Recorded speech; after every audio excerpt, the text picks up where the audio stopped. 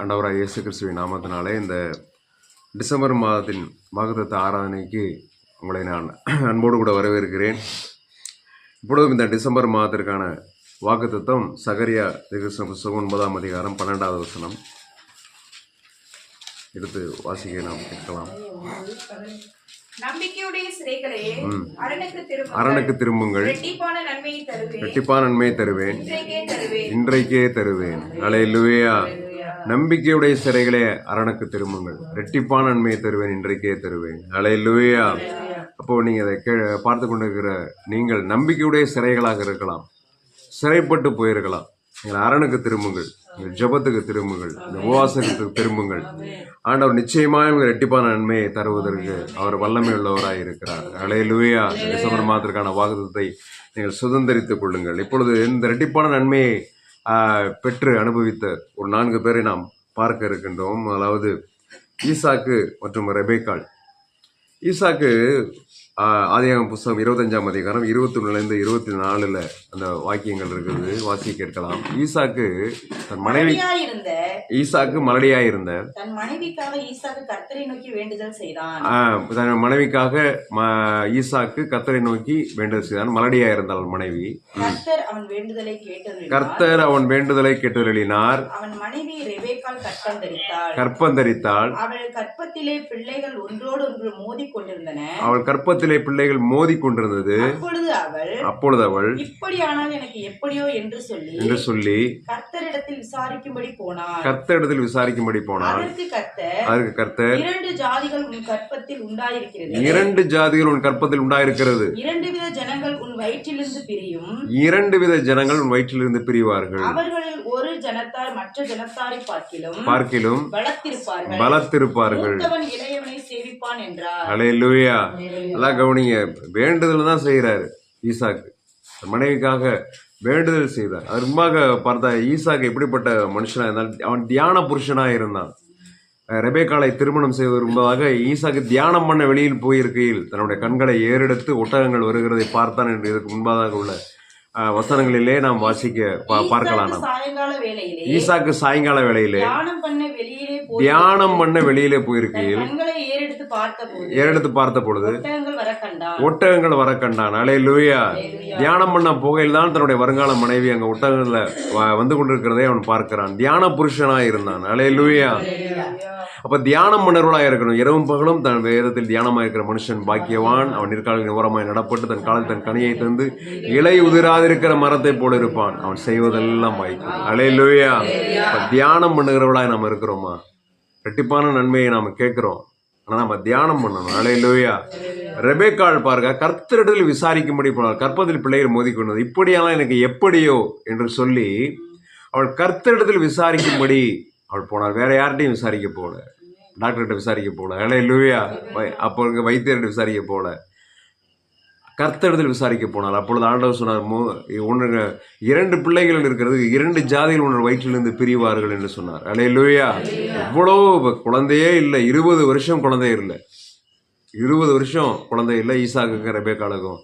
அப்போ ஈசாக்கு தன் மனைவிக்காக வேண்டுதல் செய்த பொழுது 2 பிள்ளைகளை ஆண்டவர் கர்ப்பத்திலே வைத்தார். அல்லேலூயா.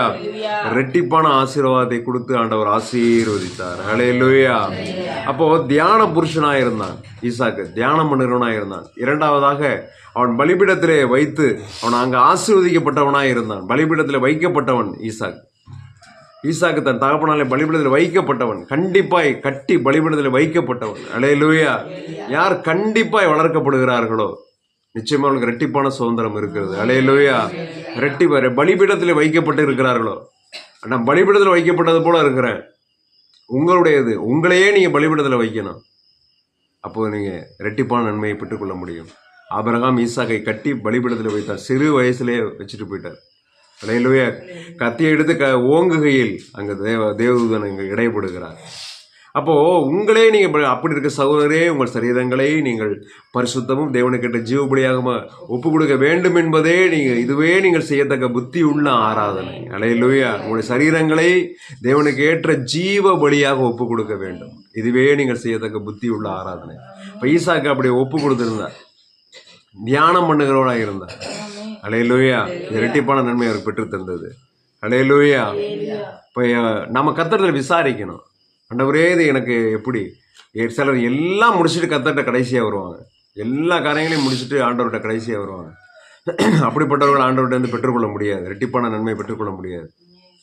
கர்த்தரிடத்தில் விசாரிக்க போனால் அல்லேலூயா, கர்த்தரிடத்தில் விசாரிக்கணும். அவர் உங்களை விசாரிக்கிறவரான அப்படி உங்களை கவலைகள்லாம் அவர் மேல் வைத்து விடுங்க. அல்லேலூயா. காரணம் நாமளும் கர்த்தர் நம்மளை விசாரிக்கிறாருன்னா நீ எப்படி இருக்கிற, உன்னுடைய வாழ்க்கை எப்படி இருக்கிறது, உனக்கு என்ன தேவை அப்படின்னு விசாரிப்பார். அல்லேலூயா. நாம கர்த்தரிடத்துல விசாரிக்கிறது என்னன்னா, இது ஏன் இந்த பிரச்சனை எனக்கு வந்தது, இது இப்படி இருக்கு, இது என்ன அப்படின்னு கர்த்தரிடத்துல விசாரிக்க போகணும். அல்லேலூயா. கர்த்தரிடத்துல கேட்க போகணும். ஏன் ஆண்டவர் இந்த பிரச்சனை எப்போது எனக்கு தீரும் ஆண்டவரே அப்படின்னு ஆண்டவரோட ஜெபத்துல கேட்க போகணும். அல்லேலூயா. அவர்களுக்கு தான் பதிலை பெற்றுக்கொள்ள முடியும். அப்போ அதற்கடுத்ததாக ரெட்டிப்பான நன்மையை பெற்றுக்கொண்ட இன்னொரு ஒரு மனுஷன் யோசேப்பு. அல்லேலூயா. அப்போ யோசேப்பு ரெட்டிப்பான நன்மைகளை அவர் பெற்றுக்கொண்டார். ஆதியாகம புஸ்தகம் 48ஆம் அதிகாரம் 22வது வசனத்திலே அதை பற்றி நமக்கு சொல்லப்பட்டிருக்கிறது. 48:22. உன் சகோதரர் கொடுத்ததை பார்க்கிலும் நான் என் பட்டயத்தாலும் என் வில்லினாலும் உனக்கு அதிகமாக பங்கை கொடுத்தேன் என்று யாக்கோபு சொல்லுகிறான். அலையில உன் சகோதரருக்கு கொடுத்ததை பார்க்கிலும். அல்லேலூயா. அப்ப சகோதரர் கொடுத்த அளவுக்கு இவருக்கு வந்திருக்கும். இதுக்கு அதிகமாகவும் என் பட்டயத்தான் வில்லினாலும் நான் எமோரியரின் சம்பாதித்த ஒரு நிலத்தை உனக்கு நான் கொடுத்தேன் என்று சொல்லுகிறார். அல்லேலூயா. ஏன் அப்படின்னா யோசேப்பு கனிதரும் திராட்சை செடி. அல்லேலூயா. அவர் தகப்பனாங்க சொல்லுகிறார் 49வது யோசேப்பு கனிதரும் செடி. அவன் நீர் ஊற்றண்டையிலே கனிதரும் செடி, கொடிகள் சுவரின் மேல் படரும். வில் வீரர் அவனை மனமடிவாக்கி அவன் மேல் எய்து பகைத்தார்கள். ஆனாலும் அவனுடைய வில் உறுதியாய் நின்றது. அவன் புயங்கள் யாக்கோபின் வல்லவருடைய கரங்களால் பலத்தது, கண்மலையுமானார். அல்லேலூயா. அவன் மெய்ப்பனும் இஸ்ரவேலின் கண்மலையுமாய் மாறி போனான். எவ்வளவு பெரிய ஒரு ஆசீர்வாதம். அல்லேலூயா. இன்னொன்று பார்க்கிறோம், நம்ம இந்த சேஷ்டபுத்திர சுதந்திரம் யோசேப்புக்கு அது போய்விட்டது. அல்லேலூயா. ரூபனுக்கு போக வேண்டியது, ரூபன் தான் முதல் பிள்ளை, யாக்கோபுடைய முதல் பிள்ளை. 12 கோத்திர பிதாக்கள்ல யாக்கோபு ரூபன் முதல் பிள்ளை. ஆனால் அவன் சரியாய் தன்னுடைய பரிசுத்தை காத்துக்கொள்ளாதனால யோசேப்புக்கு அந்த சுதந்திர பாகம் போய்விட்டது, சேஷ்டபுத்திர பாகம். அல்லேலூயா. அவன் அந்த யோசேப்புக்கு பார்த்தா 2 பிள்ளைகள். யோசேப்பு பார்த்தா என்னோட தகப்பன் குடும்பம் முழுவதையும் மறக்க பண்ணினார் அப்படின்ட்டு ஒருத்தனுக்கு எப்ராயிம் வைக்கிறாரு, ஒருத்தருக்கு மனாசேன்னு பேர் வைக்கிறாரு. அல்லேலூயா. அல்லேலூயா. அவருக்கு ரெண்டு ஆசீர்வாதம், ரெண்டா யோசேப்புக்கு ஆசீர்வாதம். ஏனென்றால் அவன் வில் உறுதியாய் நின்றது. 49ஆம் அதிகாரத்துல தன்னுடைய மகனை பற்றி தீர்க்க தரிசனமாய் யாக்கோபு சொல்லும் போது, யோசேப்பு கனிதரும் செடி, அவனை வில் வீரர் அவனை காயப்படுத்தினார்கள், அவங்க சகோதரர் அவனை காயப்படுத்தினார்கள். போத்திபாரின் மனைவி காயப்படுத்தினார், போத்திபார் காயப்படுத்தினார். ஆனால் அவனுடைய வில் உறுதியாய் நின்றது. அல்லேலூயா. சர்வ வல்லவராலே அவனுடைய புயங்கள் பலத்தது. அல்லேலூயா. வில் உறுதியாய் நிற்கும் சுபாவம், உறுதியாய் நிற்கிற சோதனையில உறுதியா நின்றான். யோசேப்பு விழுந்து எந்திரிக்கல. ஆண்டவரே மன்னிப்பு கேட்டுட்டு அப்புறம் எந்திரிக்கல, அப்புறம் அவன் விழுவல, அப்புறம் மன்னிப்பு கேட்டு எந்திரிக்கல. அல்லேலூயா. அதான் ஆண்டவர் மன்னிக்கிறவர் தான், தயவு விருத்தவர் தான், இரக்கத்தில் ஐஸ்வர்யம் உள்ளவர் தான். அல்லேலூயா. கர்த்தர் உருக்கம் இரக்கம் நீடிய சாந்தம் மிகுந்த கிருபையும் உள்ளவர் தான். ஆனால் உறுதியாய் நிற்கிறவர்களுக்கு ஒரு ஆசீர்வாதத்தை அவர் வைத்திருக்கிறார். அல்லேலூயா. சோதனைகள்ல விழுந்து போகாமல் உறுதியா இருப்பவர்களுக்காக ஆசீர்வாதத்தை வைத்திருக்கார். அது ரெட்டிப்பான நன்மை. அல்லேலூயா. சோதனையில உறுதியாய் நின்றான். போத்திபாரின் மனைவி எவ்வளவோ அவனை நெருக்கிய போதும் அவனை உறுதியாய் நின்றான். அவனுடைய வில் உறுதியாய் நின்றது. சகோதரர்கள் அவனை நெருக்கின போதும் ஆண்டவரை விட்டு விலகவே இல்லை. அல்லேலூயா. இது என்னடா வாழ்க்கைன்னு அவன் வெறுத்து போய்விடல, ஆண்டவரை விட்டு விலகி போய்விடவில்லை. தூக்கி நன்மை தானே செஞ்சேன்னு தூக்கி ஜெயிலில் போட்ட போதும் அங்கேயும் கர்த்தர் அவனோடு கூட இருந்தார். அல்லேலூயா. அல்லேலூயா. ஒரு மனுஷனோட கர்த்தர் கூட இருக்கிறது தான் பெரிய ஆசீர்வாதம். அல்லேலூயா. எல்லாமே உங்களுக்கு இருந்தோம், கர்த்தர் கூட இல்லைன்னா அதில் எந்த ஒரு பிரயோஜனமே கிடையாது. அல்லேலூயா. அதனால ஒருத்தன் ஜெயிலில் அனாத மாதிரி ஜெயிலில் குற்றவாளியை போல அடைக்கப்பட்டிருந்தாலும், குற்றவாளி இல்லை என்று சொல்லி குற்றவாளியை போல அடைக்கப்பட்டிருந்தான், அவனோட கர்த்தர் கூட இருந்தால் அதுதான் மிகப்பெரிய ஆசீர்வாதம். யோசேப்புக்கு அப்படி கர்த்தர் கூட இருந்த ஆசீர்வாதம் இருந்தது. அல்லேலூயா, அல்லேலூயா. அதில் வாசிக்கிறோம், கர்த்தர் அவனோட யோசேப்போடு கூட இருந்தார். கர்த்தர் யோசேப்போடு கூட அவனுடைய போத்திபாருடைய வீட்டில் இருந்தார். எங்கெல்லாம் இருந்தாலும் கர்த்தர் கூட இருந்தார். கர்த்தருடைய சமூகம் அவனோடு கூட இருந்தது. அல்லேலூயா. அதான் முக்கியம். காரணம் ஏன்னா அவன் தன்னுடைய அழைப்பை அறிந்திருந்தான். ஏன் கர்த்தருடைய சமூகம் அவனோடு இருந்தது?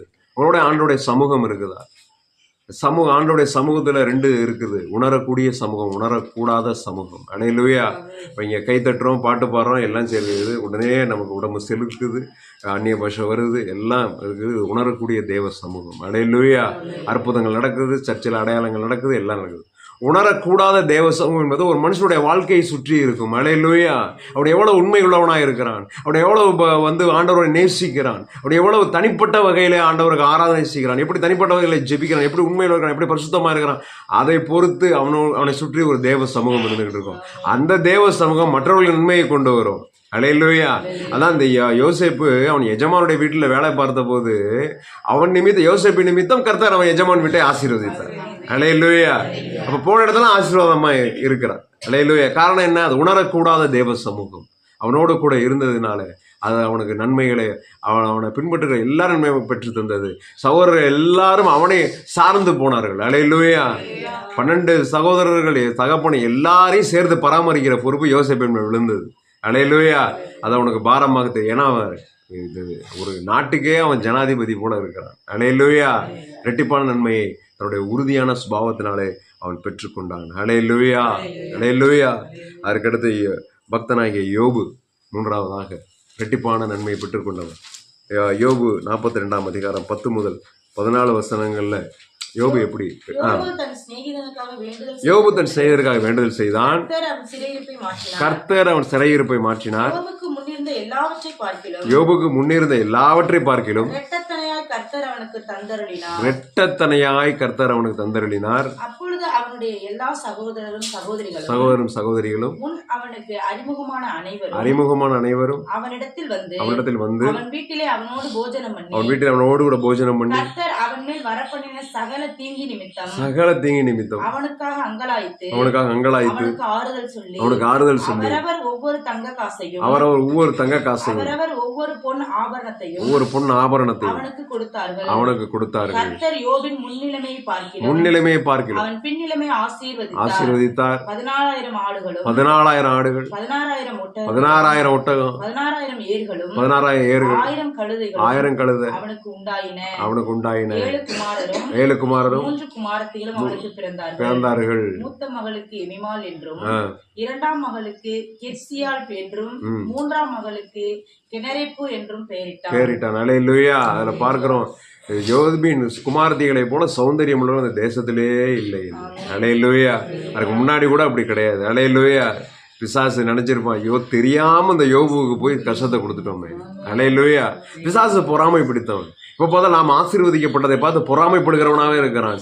யோபு ஆசீர்வதிக்கப்பட்டதை பார்த்து விருதாவாகவா யோபு உம்மை சேவிக்கிறான். நீர் இது அவனுக்குள்ள எல்லாவற்றையும் எடுத்து போடும் என்று சொன்னான். அல்லேலூயா. 3வதாக யோபு இரட்டிப்பான நன்மை பெற்றுக் கொண்டான். சோதனையை சகித்தான். அல்லேலூயா. சோதனை சகிக்கிற சுபாவம். அல்லேலூயா. நமக்கு வேண்டும். முதல்ல ஈசா கிட்ட இருந்தது பலிபீடத்தை தன்னையே அர்ப்பணித்தது, தியானம் பண்ணது. அல்லேலூயா. கர்த்தரிடத்தில் விசாரித்தது. இது அந்த ஈசாக்கு ரெபேக்காளுக்கு இரட்டிப்பான நன்மை பெற்றுத்தது. 2வது யோசேப்பு உறுதியாய் நிற்கிற சுபாவம் இருந்தது. அல்லேலூயா, அல்லேலூயா. உறுதியாய் நிற்கிற சுபாவம். யோசேப்பு வளைந்து கொடுக்கல, ஆண்டவருக்காக உறுதியாய் நின்றான். தேவனுக்கு விரோதமாக பாவம் செய்வது எப்படி என்று உறுதியாய் நின்றான். அடுத்தது யோபு சோதனை சகித்தான். அல்லேலூயா. சோதனை சகிக்கிற மனுஷன் பாக்கியவான். அவன் உத்தமன் என்று விளங்கின பின்பு கர்த்தர் தனக்கு வைத்திருக்க வாக்குத்தத்தம் பண்ணின ஜீவ கிரீடத்தை பெற்றுக் கொள்வான். அல்லேலூயா. வாக்குத்தத்தம் பண்ணின, அல்லேலூயா, ஜீவ கிரீடம். ஒவ்வொரு வாக்குத்தத்தமும் ஒரு ஜீவ கிரீடம் மாதிரி. உங்களுக்கு இந்த வருஷத்தின் கடைசிக்கு வந்திருக்கிறீர்கள், டிசம்பர் மாதம் வந்திருக்கிறீங்க. ஆண்டவர் உங்களுக்கு கொடுத்த வாக்குத்தத்தம் எல்லாம் உங்க சபைக்கு போதவர்களாக கொடுத்த வாக்குத்தத்தம், உங்களுக்கு கொடுத்த வாக்குத்தத்தம், தனிப்பட்ட வாக்குத்தம் எல்லாம் நிறைவேறி விட்டதா? பிரியமானவர்களே, ஏன் நிறைவேறல யோசிச்சு பாருங்க. இந்த காலை வேளையில சிந்தித்து பாருங்கள். அல்லேலூயா. இப்ப யோபு ரெட்டிப்பான நன்மை பெற்றுக்கொண்டு தன் சிநேகிதருக்காக வேண்டுதல் செய்தான். இந்த சிநேகிதர் அவனோடு கூட இல்லை. அவனோடு கூட ஒரு சுமூகமாக பேசலை. அவங்க பேசுனது எல்லாவும் நீ ஏதோ தப்பு பண்ணியிருக்கிற, அதனால ஆண்டவர் உனக்கு இதை அனுபவிச்சிருக்கிறார். இப்படிதான் அவன் சொல்லிக்கிறான். அல்லேலூயா. அந்த சிநேகிதருக்காக வேண்டுதல் செய்தார். புரிஞ்சிக்காம பேசுவாங்க நிறைய பேர். அல்லேலூயா. நம்முடைய ஃப்ரெண்ட்ஸாக இருப்பாங்க, சொந்தக்காரங்களாக இருப்பாங்க, புரிஞ்சிக்காம பேசுவாங்க. நம்முடைய சோதனையத்தில் புரிஞ்சிக்காம பேசுவாங்க. நீ அங்கே போனதுனால இப்படி ஆணுச்சு, நீ சர்ச்சுக்கு போனதுனால தான் இப்படி வந்தது, நீ ஏசுன்னு போனதுனால தான் இப்படி வந்தது. நீ அவங்களுக்காக வேண்டுதல் செய்ய வேண்டும். அல்லேலூயா. கொடுமைப்படுத்துகிற உன் கணவனுக்காக நீ வேண்டுதல் செய்கிறாயா? அல்லேலூயா. புரிந்து கொள்ளாத உன் மனைவிக்காக நீ வேண்டுதல் செய்கிறாயா? எதிர்த்து பேசுகிற உன் பிள்ளைக்காக நீ வேண்டுதல் செய்து சமூகத்தில் இருக்கிறாயா? கண்ணீரோடு இருக்கிறாயா? அல்லேலூயா. அப்போதான் ரெட்டிப்பான நன்மை கிடைக்கும். அல்லேலூயா. அவங்களுக்கு எதுக்கு நான் நன்மை செய்யணும்? அவங்க எனக்கு எதிராளியா இருக்கிறாங்க. சத்துருக்களை சிநேகியுங்கள் ஆண்டவர் சொல்லியிருக்கிறார். அல்லேலூயா. சத்துருக்களே சிநேகிக்கணும்னா சொந்தக்காரங்க, பந்தக்காரங்க, நண்பர்கள், புரிந்து கொள்ளாத நண்பர்கள் சொந்தக்காரங்களுக்காக ஜெபிக்கணும். புரிந்து கொள்ளாத அம்மா அப்பாவுக்காக ஜெபிக்கணும். அல்லேலூயா. அவளுக்காக வேண்டுதல் செய்யும் போது சிறையிருப்பை மாற்றினார். சிறையிருப்பு எப்போ மாறும்னா உங்களுக்கு உங்களுடைய சூழ்நிலையில உங்களை புரிந்து கொள்ளாமல் இருந்தவர்களுக்காக நீங்கள் நன்மை செய்யும் போது, அவளுக்காக வேண்டுதல் செய்யும் போது, ஜெபிக்கும் போது உங்கள் சிறையிருப்பு மாறும். அல்லேலூயா. அது உடனே சிறையிருப்பு மாற்றி ரெண்டத்தனையான ஆசீர்வாதத்தை ஆண்டவர் யோபுவுக்கு கட்டளையிடுகிறார். அல்லேலூயா. அப்ப யோபுட்ட இருந்த 2 சுபாவம். சோதனையை சகித்தான்.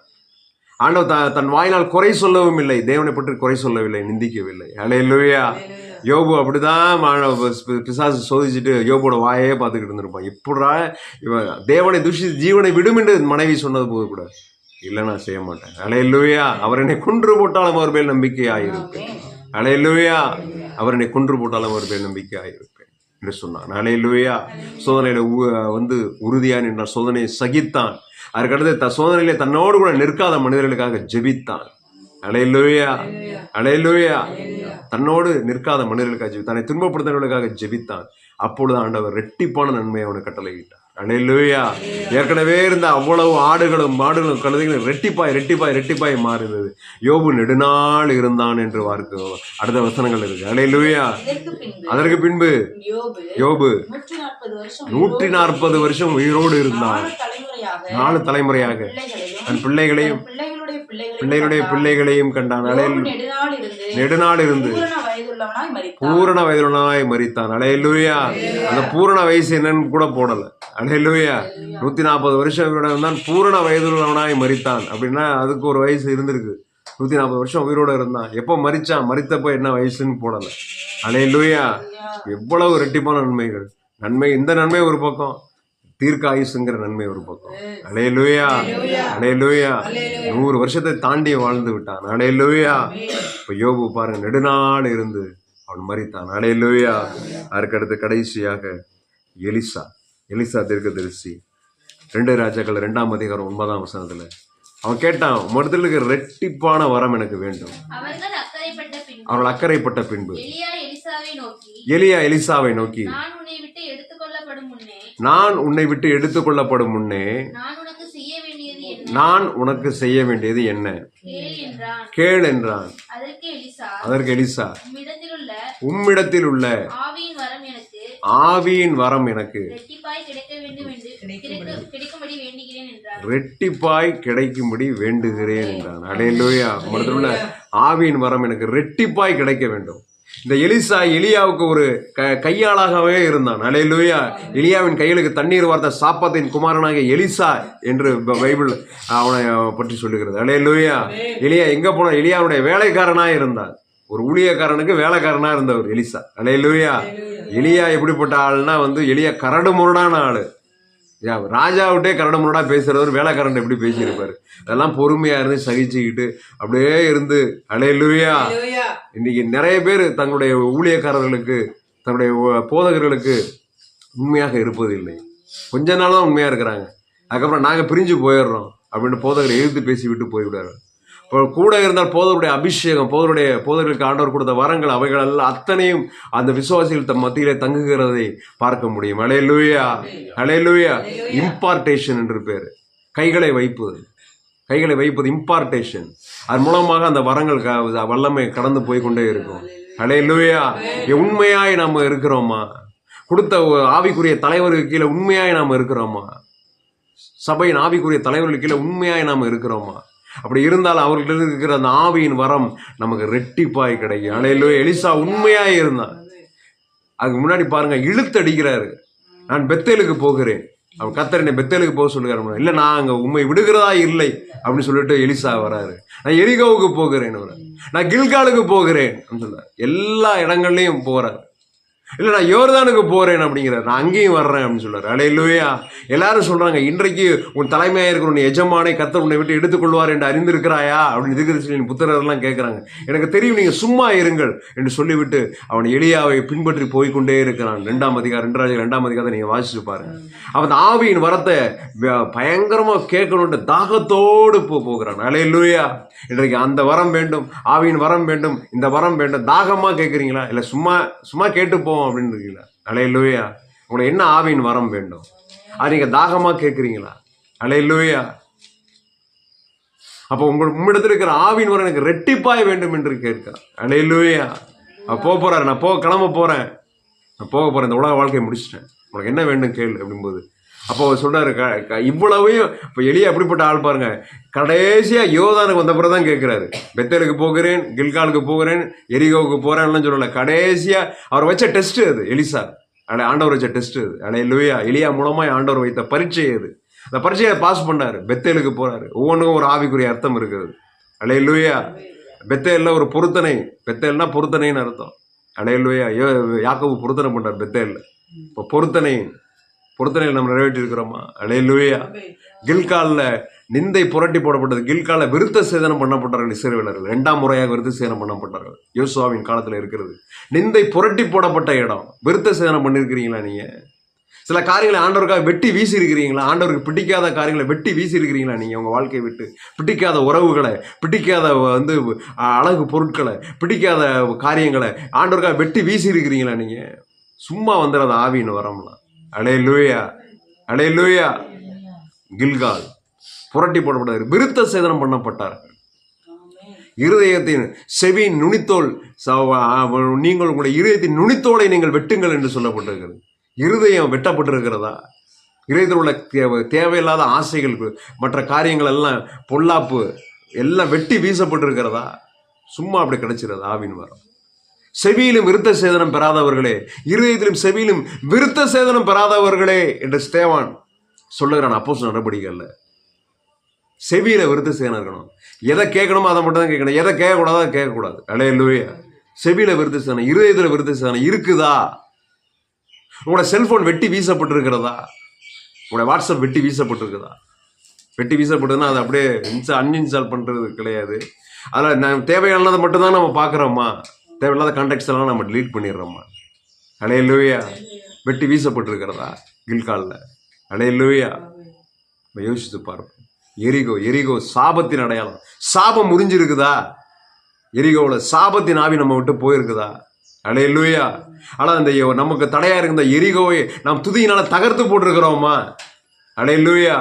தடையா இருந்த எரிகோவை சுத்தி தகர்த்து போட்டிருக்கிறோமா? யோசிச்சு பார்க்கணும். அல்லேலூயா.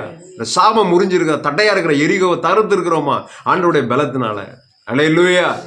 இவங்களெல்லாம் ஆண்டவர் பார்த்துக்கிட்டு தான் இருப்போம். நமக்கு எரிகோ ஒன்று இருக்கும், அதை சுற்றி அதை அப்படியே வேடிக்கை பார்த்துக்கிட்டு ஆண்டவர் சொல்றது கேட்கவே மாட்டோம். ஆண்டவர் சொன்னார் யோசுவாட்ட, ஒன்றும் இல்லை யோசுவா, இதை 7 நாள் சுற்றி வா, 7ஆவது நாள் பயங்கரமா ஆர்ப்பரின்னு சொன்னார். அல்லேலூயா. ஒவ்வொன்றுக்கும் ஆண்டவர் சொல்றார். செங்கடலை சுற்றி வான்னு சொன்னால, செங்கடல் நேராக கோலம் நீட்டு அப்படின்னு சொன்னார். யோர்தானுக்கு நேராக கோலம் நீட்ட சொல்லலை. நீங்கள் ஆசாரியர்கள் எல்லாம் உடன்படிக்கை பெட்டி போகணும். ஒவ்வொரு தடைக்கும் ஒவ்வொன்று ஆண்டவர் வச்சிருக்கிறார். ஆண்டவர் சொன்னதை நீங்கள் செஞ்சுருக்கிறீங்களா? அல்லேலூயா. கடைசியாக யோர்தானுக்கு வந்துட்டார். அல்லேலூயா. யோர்தானை பெரிய மரணத்தின் அனுபவம் அது. யோர்தானை கடந்து இக்கரை பட்டுட்டாங்க. அல்லேலூயா. யோர்தானை எப்படி இஸ்ரவேலர்கள் செங்கடலை கடந்த மாதிரியே எலியாவும் எலிசாவும் கடக்கிறாங்க. தன்னுடைய சால்வையை முறுக்கி எலியா அட்டிக்கிறார், தண்ணீரை அட்டிக்கிறார், அப்படியே கடந்து போறாங்க. கிட்டத்தட்ட ஞானஸ்தானத்துக்கு அடையாளம் அது. அல்லேலூயா. எலிசா ஞானஸ்தானம் பண்ணப்பட்டிருக்கிறாரு. அல்லேலூயா. மரணத்திற்குள்ளாக ஞானஸ்தானம் பண்ணப்பட்டோம். அவனுடைய மரணத்திற்குள்ளாக ஞானஸ்தானம் பண்ணப்பட்டோம். அல்லேலூயா.